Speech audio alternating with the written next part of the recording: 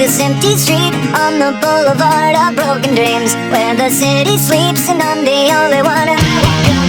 My shadow's only one who wants me tightly. My shadow haunts the only thing that's beating. Sometimes I wish someone there would find me. Tell me now I'm the one.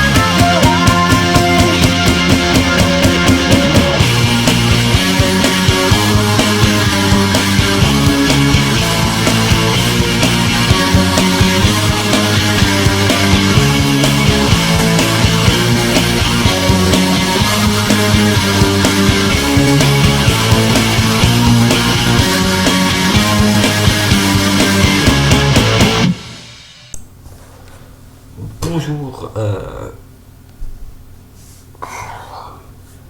pardon, j'ai un peu froid donc je vais un coup.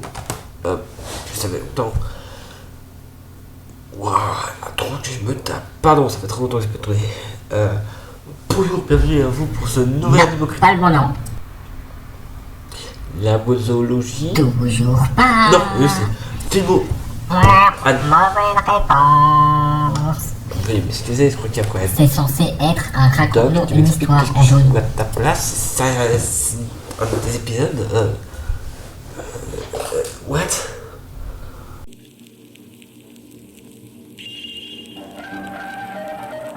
Excusez-moi, vous attendez peut-être ma voix, je suis un peu malade. N'inquiétez pas, c'est pas le Covid, c'est pas je sais pas trop quoi. J'ai juste chopé un méchant rhume. Pardon, non, parce que on va dire que à une certaine époque, les maisons n'étaient pas si bien isolées que ça. Bordel de... Oh. Pardon. Alors, vous explique ça. En fait, j'ai été en 1862 aux États-Unis. Vous allez dire, what the fuck, qu'est-ce qu'il était foutre en 62, ce con? Eh ben, j'étais tout près d'un homme politique américain très connu, appelé Abraham Lincoln, appelé aussi Abe. Donc, lui, oui, effectivement, le président à la barbe et au grand chapeau, libérateur des esclaves. Et bon, on ne peut pas faire tout le CV parce que le gars, il a autant de titres que de poils de barbe. Alors, notre cher Lincoln est né le 12 février 1809 dans le comté de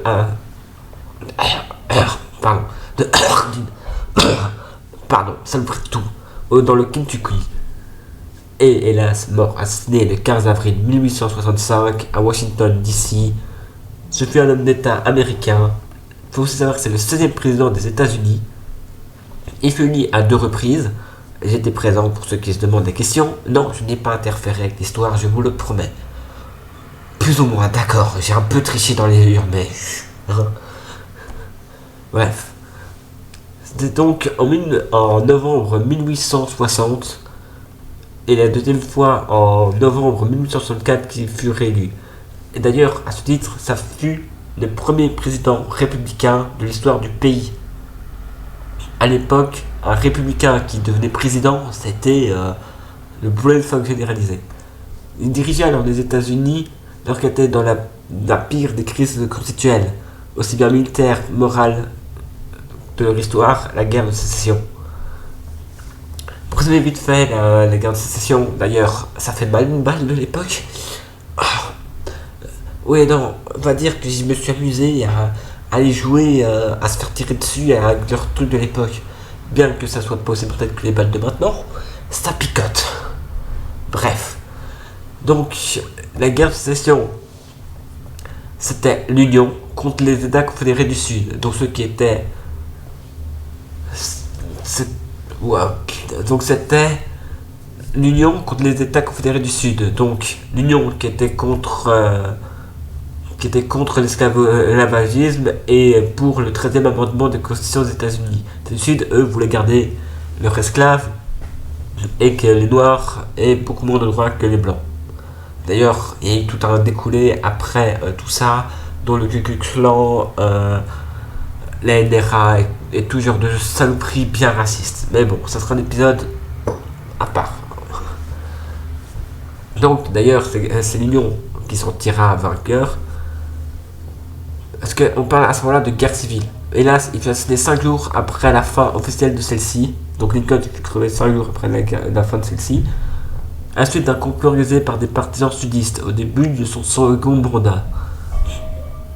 D'ailleurs, on voit qu'est-ce qu'il a fait comme question, mais c'est qui réellement Lincoln? Alors Lincoln est d'une famille modeste. Après une enfance sans relief, il apprend le droit seul grâce à un talent d'autodidacte et devient alors avocat itinérant. Donc il passait de ville en ville pour donner la justice. Entraîné peu à peu sur le terrain de la politique, il dirige alors un temps le parti Whig, qui est alors élu à la Chambre des représentants de l'Illinois dans les années 1830. Et puis il s'est essayé des États-Unis pour un mandat dans les années 40, enfin 1840. Alors que tout le pays traverse ces années de forte tension au sujet de l'esclavage, Lincoln s'oppose à son extension de nouveau. Lincoln s'oppose à l'extension de nouveaux États confédérés. Et ainsi que fédérés, enfin surtout les fédérés. Alors il acquiert une autorité nationale en 1858, suite d'une série de débats contre Stephen A. Douglas, partisan du droit des États à introduire ou non l'esclavage sur leur territoire. Porté par cette popularité, Lincoln a choisi le parti républicain, qui était tout juste formé, qui était des petits génaux, pour porter les couleurs de l'élection présidentielle de 1860, lâchée par les États du Sud. Il remporte alors le père des États du Nord et est élu président en 1860, même année quoi. Cette élection entraînera immédiatement la cession des 7 États esclavistes du Sud et la formation des États confédérés d'Amérique, suivi après par beaucoup d'autres États malgré les tentatives de compromis et la réconciliation de la part de l'Union. Ce qui va vraiment foutre un beau gros boxon, c'est l'attaque du fort Sumter le 12 avril 1861 par les troupes confédérées, qui va en fait pousser la grosse majeure des partis des pays du Nord à se retrouver derrière le tonnerre national, et Lincoln concentrera alors sa politique et son action sur l'effort de guerre. Son but n'est pas de rentrer dans le tas pour rentrer dans le tas, c'est de réunir la nation, faire une nation plus forte. Alors que les États du Sud, eux, sont en insurrection, Lincoln exerce son droit de suspendre la... Dès que les États du Sud sont alors en état d'insurrection, Lincoln exerce son droit de suspendre l'habeas corpus, ce qui permet l'arrestation et la détention sans procès de milliers de suspects et de sympathiques sécessionnistes. Pendant la guerre, d'ailleurs, son combat et l'abolition de l'esclavage avancera notamment à travers la proclamation d'émancipation qui entre en vigueur le 1er avril 1863, dans laquelle il encourage d'ailleurs les États intermédiaires à abolir progressivement l'esclavage. Cette proclamation est également une première étape d'un autre processus qui, à terme, je suis vraiment mal, conduit à la ratification du 13e amendement de la Constitution par le Congrès, qui donne en fait la liberté à tous les esclaves du pays en décembre 1865. Lincoln en fait va suivre de très près l'évolution de la guerre et même superviser beaucoup d'Ulysses S. Grant dans son cabinet, qui est d'ailleurs une grande tête connue dans le tour de sécession. Il réunit en fait même différents dirigeants de son parti de mise à coopérer avec un soutien démocrate de guerre. C'est d'ailleurs sous son commandement que l'Union mettrait en place un blocus naval pour briser les échanges commerciaux du Sud. Prendront alors le contrôle des États frontaliers au début de la guerre, gagnant ceux du réseau de communication fluviaux du Sud, en essayant sans relâche de s'opérer de la capitale confédérée Richmond en Virginie. D'ailleurs, Grant va y arriver en 1865, mais une succession de batailles victorieuses va aussi faire que les tentatives d'entente avec les démocrates lui assurent la réélection en 1864. Le truc, c'est qu'avec la défaite des confédérés, Lincoln se voit conciliant avec les États du Sud pour leur discours d'investiture de second mandat, et appelle surtout à l'apaisement. Mais son programme de reconstruction ne verra pas le jour, car à cause de son assassinat le 14 avril 1865 par John Wilkes Booth, partisan sudiste. Le meurtrier de Lincoln est... Le meurtre de Lincoln est le premier assassinat d'un président des États-Unis et plonge le pays dans le deuil. Lincoln fut alors considéré en tant par les historiens que les publics comme un des plus grands présidents des États-Unis. Bon, comme j'ai dit, il avait une enfance assez calme. Il est passé de juriste je vais pas commencer, mais je vais un peu parler de ce qu'il a fait pendant ses mandats. Excuse-moi, j'évite de m'approcher parce que...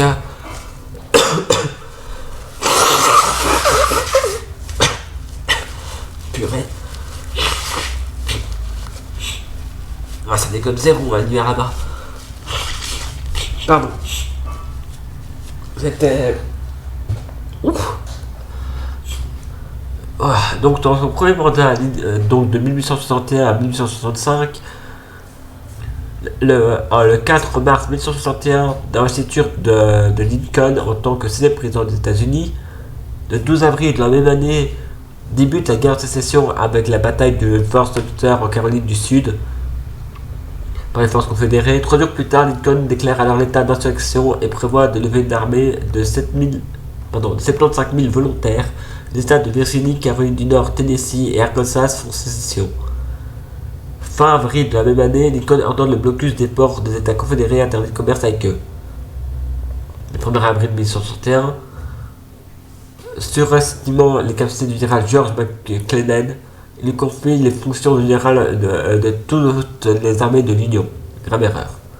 En 1862, le 27 janvier, Lincoln signe l'ordre de début des opérations militaires contre les États confédérés. 31 avril de la même année, Pacific Railroad Act, c'est la construction des lignes de fer transcontinentales à travers les États-Unis. Le 20 mai 1862, la loi du Homestead Act est signée par Lincoln. Elle permet à chaque famille pouvant justifier qu'elle occupe un terrain depuis 5 ans de la propriété privée. Et cela la limite à 150 acres. Plus ou moins 65 hectares, ce qui est pas mal. Si la famille y vit depuis moins de 6 mois, elle peut aussi en attendre acheter le terrain relativement faible de 1,25$ par acre, soit $308 le kilomètre carré. Cette loi joue aussi un rôle très évident pour la conquête de l'Ouest américain, avec ses avantages et désavantages, mais on en reviendra quand on parlera de la conquête de l'Ouest. Elle va aussi commencer à rédiger la proclamation d'émancipation des esclaves le 19 juin 1862. Le 1er juillet, il instituera l'impôt sur le retenu des finances de guerre de sécession. Le 2 juillet de la même année, donc le lendemain de l'institution de l'impôt, Maury Lundgren College Act, qui est la suite du précédent. Le 22 septembre, il annonce qu'il publiera la proclamation d'émancipation des esclaves dans tous les États en sécession. Elle sera en fait l'origine des 2 amendements de la Constitution, le premier aboutissant l'esclavage, le second garantissant les droits civiques. En 1863, le 1er janvier, les esclaves sont donc émancipés. Beaucoup plus tard, le 20 juin, Lincoln incorpore l'ouest de la Virginie dans l'Union. La Virginie occidentale devient alors le 35e État. Le 3 juillet, victoire nordique sur Gettysburg en Pennsylvanie, qui est inconnue pour... Le 3 juillet 1863 est une victoire très connue, c'est la victoire de l'Union à Gettysburg en Pennsylvanie. C'est une bataille qui est hyper connue pour des raisons évidentes, stratégiques et aussi d'actes militaires très braves, mais j'en ferai un épisode spécifique. Le 3 octobre, Lincoln institue la Fête nationale de l'Action de grâce au dernier jeudi de novembre. Le 19 novembre, justement, Lincoln a fait un discours sur l'inauguration du cimetière national situé sur le champ de bataille de Gettysburg. Le 2 décembre 1863, Lincoln annonce alors son programme de la reconstitution des États du Sud, faisant une offre d'armistice aux dirigeants de l'armée confédérée. En 1864, Lincoln nomme alors le général... Le 12 mars 1864, Lincoln nomme le général Ulysses S. Grant en tant que commandant et chef d'armée de l'Union. Le 7 juin, la Convention nationale des partis républicains désigne Lincoln comme son candidat pour les prochaines élections. Le 18 juillet, Lincoln ordonne le recrutement de 500 000 volontaires pour l'armée. pouvez t'expliquer, dans ces volontaires, il y avait tout, hein, des paysans, des vagabonds, des anciens esclaves. Ils ont pris tout ce qu'ils avaient sous la main, ils ont tout mis sous la couleur de l'Union. Ils sont pas fait chier. Et surtout, il y avait beaucoup de volontaires. Le 8 novembre 1864, justement, Abe est réélu pour un second mandat avec 56% de vote populaire. Et en 1865, le 3 février, Lincoln tente une dernière fois de terminer la guerre de sécession par la négociation, en exigeant la reddition des forces confédérées et le retour des États de l'Union, ces derniers voulant leur indépendance, et la réunion se termine par un échec. Et là, après, on connaît la suite. Il va se faire...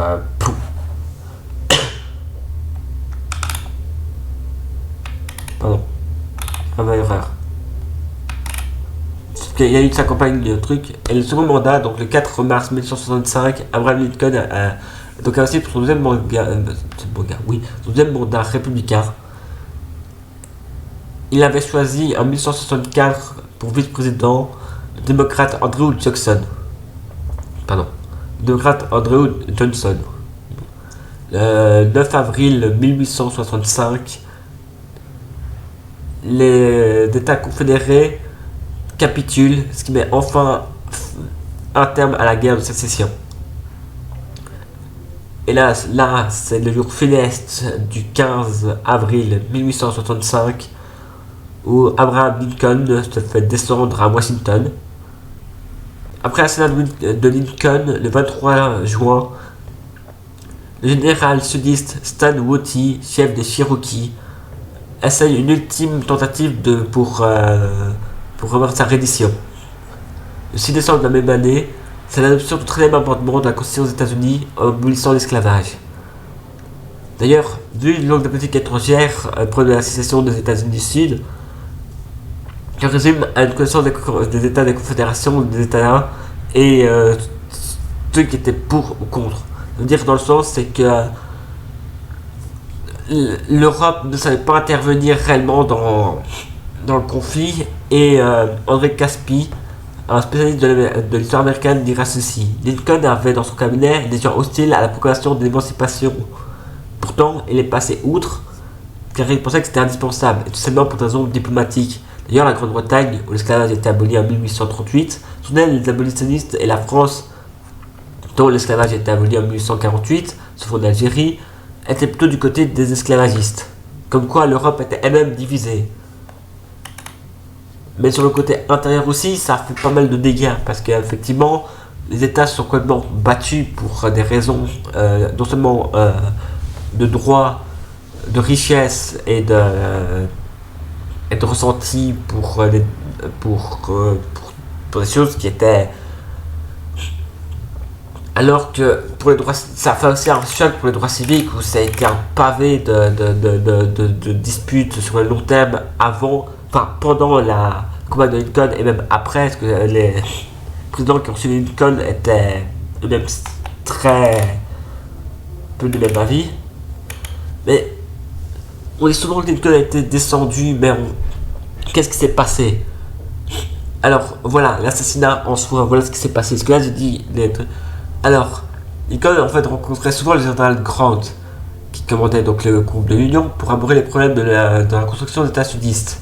Le 14 avril 1965, c'est alors qu'il allait sortir au théâtre Ford à Washington. La pièce s'appelait All American Cousin, qui a été assassiné. Un certain président sudiste, John Woodward, qui était en fait introduit derrière Lincoln, et il tira une balle de Derringer, un petit pistolet, 2 coups, pas très puissant, fait tirer au corps à corps. En fait, il faut savoir que le Derringer à base, c'est ça. C'est une arme qui est faite à la base pour les joueurs de poker. C'est-à-dire, à l'époque, tu avais ça, si tu voyais que tu allais te faire gauler en trichant, ou qu'on t'accusait, tu sais que tu allais te faire niquer, tu serais le Derringer, tu tires un coup portant. Un coup ou 2 coups pour être sûr que le mec ne bouge plus, en milieu de la tempe, dans un œil, dans le cou. Dans le cou, si tu visais bien la glotte, etc., tu tuais. La tête, avec les os, il y avait une chance de survie, mais très faible. Les yeux, bon, étaient soit aveugles, soit il était mort. Mais il fallait pas viser les endroits genre torse, etc. Ça passait jamais, c'est trop... Mais bref, c'est une arme, quoi. C'est un petit pistolet de poche. un bout portant derrière la tête, au niveau de la nuque. Donc justement, un point bien crucial. Mais ça, un coureur en voyant tout la suite, la balle avait atteint le cerveau. Donc, dead. Il le transportèrent dans une maison en face du théâtre, où il passait la nuit sans reprendre connaissance. En fait, il était encore en vie, mais le lendemain matin, suite à une infection, il mourut à 7h22. Boots ayant crié en s'enfuyant Sic semper tyrannis, du latin, signifiant ainsi était toujours des tyrans. Station en fait vient de l'île du Maryland, où Boots avait rencontré certains succès en tant qu'acteur, et sur le grand saut de l'État de Virginie, où c'est en fait la devise officielle. La nouvelle arrive en Europe 10 jours plus tard avec le paquebot Australasian. Oui, ce qu'il faut savoir qu'à l'époque, pour communiquer comme il y avait un océan, il fallait que l'info qui était sur le paquebot arrive jusqu'en Europe. Donc il n'y avait pas de téléphone, de satellite, de truc. Donc c'était à l'ancienne. Il fallait attendre que les infos passent de l'Europe aux États-Unis et des États-Unis jusqu'à l'Europe. Ça prenait perpète. D'ailleurs, quand le paquebot arriva, ça fut aussi directement télégraphié par l'agence Reuters. Aussi assez tôt d'ailleurs pour le bouclage de l'édition du 27 avril 1865 du quotidien Le Temps. D'ailleurs, ce journal s'appelle Le Temps. Ne regardez pas comme ça, j'y suis pour rien. Vous en raconterez. En fait, ce qui est assez ironique, il faut savoir, c'est que le propre frère de Boots, Edwin, avait sauvé la vie du fils de Lincoln quelques années auparavant, alors que celui-ci était tombé sur la voie ferrée, d'être heurté dans un train qui arrivait en gare. Donc t'as le mec, ouais, c'est putain de tyran. Putain, le frère, mec, j'ai sauvé son frère il y a quelques années de ça. Enfin, j'ai sauvé son fils il y a quelques années de ça. T'as le mec qui dirait, putain, mon frère est un poulet. Mais bon, bref. 4 personnes furent en fait condamnées à mort par le tribunal militaire à suite de Lincoln. Parmi eux, Mary Surratt, qui en fait a été la première femme à avoir été exécutée par le gouvernement des États-Unis. Elle avait été considérée comme complice. Et fut enterré à Springfield. Oh punaise. Non, pas le Springfield des Simpsons. Là, c'est le Springfield en Illinois. Désolé, Homer. Donc, c'est notre crypte fortifiée bâtie en 1901 à la suite de menaces proférées contre la dépouille de notre cher président. Auparavant, son cercueil avait été déplacé 17 fois depuis son enterrement initial en 1865, ainsi couvert à 5 reprises le 21 décembre 1865, le 19 septembre 1871, le 9 octobre 1874, le 14 avril 1887 et la dernière fois le 26 septembre 1901, avant qu'on le mette dans sa crypte. Il y a eu beaucoup de... Lincoln est encore très soutenu, même maintenant, par les Américains. Veuillez m'excuser. Putain de rhume de merde. La mémoire de Lincoln est encore très honorée parce que, par exemple, la marine américaine honore sa mémoire plusieurs de ses navires, encore maintenant le USS Abraham Lincoln, qui est... plusieurs de ces navires s'appellent l'USS Abraham Lincoln, un qui est un sous-marin lance-missile et un porte-avions nucléaire. Plus de 5000 Américains réunis dans la brigade Abraham Lincoln ont participé aux brigades internationales pendant la guerre d'Espagne, une autre bataille dont je ferai un plaisir de parler, qui s'est passée entre 1936 et 1939. Je vous expliquerai qu'on fera l'épisode dessus, vous allez voir, c'était un sacré foutoir. L'État de l'Illinois est surnommé Land of Lincoln, la terre de Lincoln. Cette appellation est reprise par les plaques d'immatriculation de cet État. Le Lincoln Park est le plus vaste parc urbain public de la ville de Chicago, dans l'Illinois. Le deuxième plus grand du pays avec le Central Park. Il fut nommé à son honneur d'ailleurs. Il y abrite également le Lincoln Monument, une station. Il y abrite également le Lincoln Monument, une statue de bronze haut de 3,7 m en hommage au président. En fait, d'ailleurs, plusieurs statues de Lincoln trônent à travers la ville de Chicago, notamment un Grand Park. Aussi, un clin d'œil à notre héros de la guerre de sécession, Ulysse Grant. Il y a aussi le Lincoln Center for the Performing Arts, qui est un centre culturel de New York, qui fut construit en 1960, où il y siège plus d'une douzaine de compagnies artistiques. D'ailleurs, il faut aussi savoir que Lincoln lui-même a laissé une trace assez forte avec son discours de Gettysburg quand il était sur le champ et il dit ces mots-là pour les soldats qui sont morts pour la renaissance de la liberté, un gouvernement du peuple, par le peuple et pour le peuple. Le texte, bien que très court, est gravé dans les monuments. Et surtout, ça lui rend hommage sur Washington, car il est considéré par les Américains comme une des plus grandes déclarations primaires et aussi les Américains apprennent par cœur parce que c'est la phrase qui veut vraiment dire le gouvernement est là pour protéger les gens, ils nous ont élus, on est là pour eux. Lincoln aussi a une renommée par les lettres que voya de l'année 1864 à une certaine Madame Dixby, une veuve de Boston, dont les Saint-Louis feraient tomber pendant la guerre de sécession. Les textes qu'il avait écrits étaient également très beaux parce que Lincoln, même que son discours de Gettysburg, le discours inaugural de sa deuxième présidence, était très fort et amenait vraiment son soutien et le regret que cette guerre avait eu lieu et les dégâts que ça avait pu faire. D'ailleurs, le statut d'Abraham Lincoln à Portland fut détruit en 2020 par des crétins de racistes et ils furent condamnés, heureusement, et tant mieux. Bon, ça c'est le côté un peu historique, mais bon. Pour moi, personnellement, je dirais plutôt que Lincoln avait fait des bonnes actions dans son vivant. Hélas, comme on dit souvent, quand on veut faire le bien, il y a toujours des couillons qui veulent voir votre projet tomber. L'argent avant tout, hein, c'était surtout ça à l'époque, c'était l'esclave ne coûtait pas un rond, quelques coups de fouet dans la gueule, ils travaillaient. Donc pour eux c'était de la main d'œuvre facile, ils ne voulaient pas la rejeter. Lincoln trouvait que c'était immonde, et d'autres avant lui. Lincoln a vraiment eu qu'il fallait pour dire stop. Ça a condamné, ça a créé la guerre de sécession. On ne ferait pas un truc complet de la guerre de sécession maintenant, on le ferait plus tard, parce que là, voilà, je suis très malade et la guerre de sécession, c'est un sujet qui va durer longtemps. Vous avez préféré faire un petit épisode. Ouah. Pardon, je suis plus une saloperie. J'espère que c'est pas le choléra parce que là, putain, je suis mal barre.